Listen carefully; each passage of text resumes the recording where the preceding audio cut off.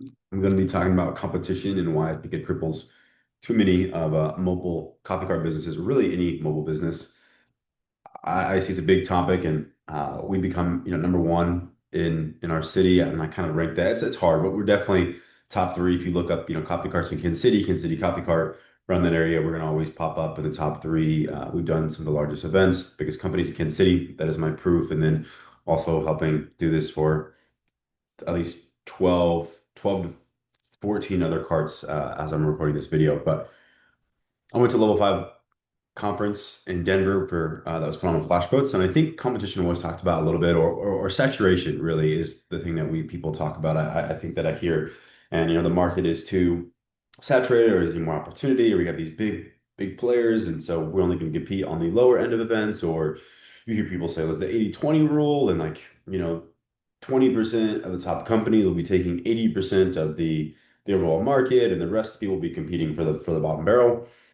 I'll just say all of that should not matter if it does not allow you to take action and do something with it. And so, where I think competition goes wrong, or the saturation of someone's market, is because we just think about all the negatives and then we don't give action to like what we can actually do from that. And I'm speaking from experience. I remember 2.5, 3 years ago when kind of some cards were popping up after us. I felt like a hole in my chest. I was like, well, there it goes. And I've learned a lot since then. But I remember Hormozi talking about really when you look at competition or saturation, when he did gym launch and now people are trying to copy him, or people were kind of scaling at the level or trying to get up to him. He kind of had that moment where he just said, hey, if I cannot take something from this competition or saturation, and I cannot take something from it and then apply it into my business and make it useful, where we improve, we grow, we change, or whatever action there needs to be, then it's all void. It doesn't matter.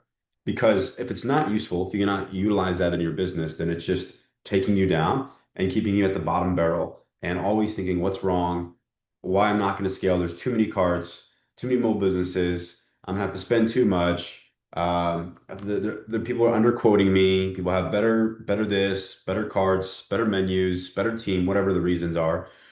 And so all those can be true, but it doesn't necessarily have to stay true. And I think where I fell in a slippery slope probably for 4 to 5 months, 2, 3 years ago in that time, was just focusing so much on it and I wasn't doing anything with it. And so, yeah, competition, when you think about it, and the saturation can get really dark when you just sulk over it, when you do nothing with it. And so I just want to make this video, this lesson, that it is competition and saturation is not bad nor good. It is just a tool, and you get to determine whether it is bad or good for your copy cart or your mobile business.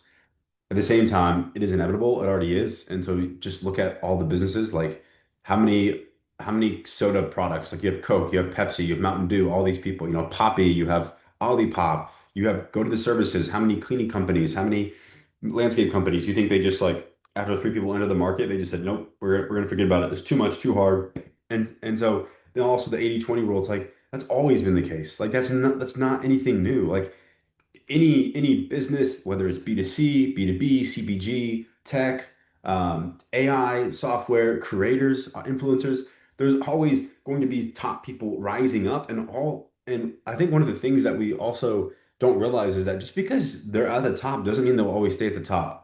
Right. I think of like the example of Blockbuster. I just imagine if Netflix, this is a really, really good example I just thought of, for any copy cards out there that have like a big dog in the market, whether it's probably like in LA, Dallas, New York. And don't give it hopium to like hoping they fall, but just the reality of business is hard. And does just because you're number one doesn't mean you always stay number one. Um, but remember Blockbuster, I think, I don't know, it was back in 2000 and maybe it was in the early 2000s, like 2000 maybe five or something. They got approached by a company, I could be wrong. I just know it's the whole Netflix part. So you had Blockbuster, and then you had Redbox, I think. And Redbox was the where you walk into the Hy-Vees or the Targets or the Walmarts or the stores, and you can rent a DVD for like $1. And so at that point, Netflix, I think, approached Blockbuster to do something of saying, hey, we have this idea that we could take these movies online. potentially, or dish it out in some way.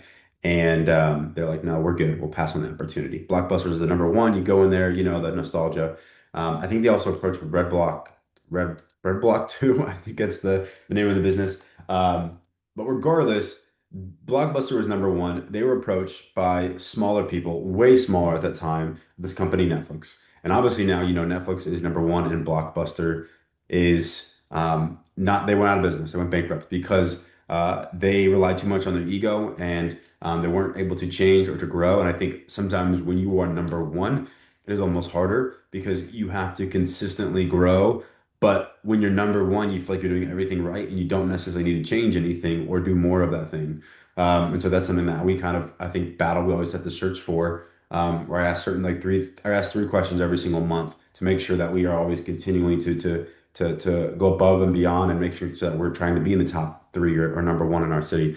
And so I kind of like reference that a little bit. I know it's kind of rough around the edges, but they were number one. Didn't mean like if you told them back in 2000 that Blockbuster is going to go out of business in the 2010s or 15 or whatever went out of business, I guarantee you those CEOs would laugh. I think they laughed at the Netflix people and even the normal person walking down the street would be like, why would you want to watch something online? And next thing you know, it's like Hulu does it, Disney does it. I mean, it's like common brand, it's like common sense now. Like if someone's gonna walk in to rent a movie, you'd be like, that's so stupid. And so it's just so funny. So more of like a I don't know, a hope, but just there's always two sides of the coins. And just because someone's number one in your market doesn't mean they'll always stay there. They have to continue to grow. And I think there's an advantage if you are the underdog and there's someone better than you or it's getting more saturated, you have no other choice to grow and to change or to do more of or to be more creative because like you are trying to fight to go up. And so I think if you look at it that way on competition saturation and you say, awesome, where can I learn from this? And I would apply a couple things and I was like, okay, if there's some tactics at the end of this video. If I see a coffee cart and there's like 10 other coffee carts and they're around and someone came in the door and they were all in front lined up with that avatar that I want to sell, would they choose me? And if the answer wasn't clearly a 9 or 10 out of 10, then I'm like, okay, what do I need to change? And you start thinking of all these ideas weirdly when you put it in that scenario, when you make it more visual.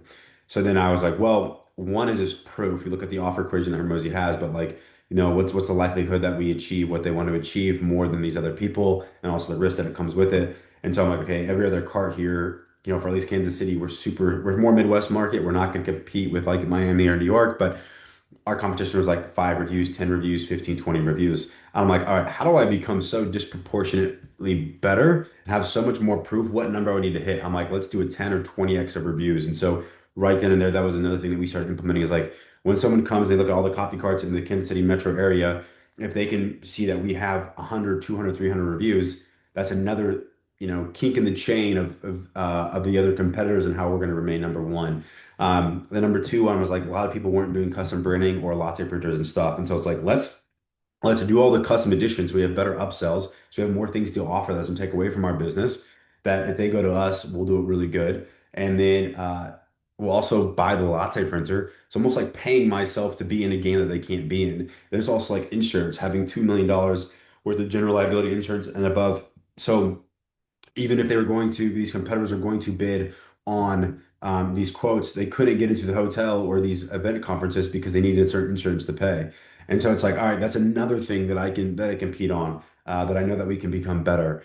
And so I would just challenge you of like, what are the things you would need to do to keep up at their level or surpass their level? And it might be more proof, it might be better options, it could be a better sales process. But it's all like little tiny percentages that you can do in your business. So instead of looking at saturation and competition and people better, it does nothing. It doesn't serve you. It doesn't make you more money. It doesn't grow your business by sulking in it. It's like, hey, you can state the facts. Awesome, cool. There's competition. Great. What do we do about it? And no great company has ever bowed or bend the knee when other people come in the market. They raise their standards, and the people that go out of business are the ones that don't raise their standards. So it's like really competition is like doing you a favor. It's just being like, just asking you, are you serious about this business? Are you who you say you are? Are you really that good? Are you a great coffee cart? Are you a great mobile event business? Can you compete with these new dogs? And can you compete at the top? And I don't know about you, but I'm a competitor. And I run a business to make money. And I also want to make sure that our business is one of the best businesses out there and that we compete at the highest level that we can. So hopefully just a good conversation about competition, saturation. It's always there. It's never reinvented in ways. There's very few companies in the world like Meta and Amazon that can take over some of the market, but you still have other places that people still shop, even not on Amazon. So it's just like there's always room for people to win. But to win, you have to continually be better. That's what I'll say.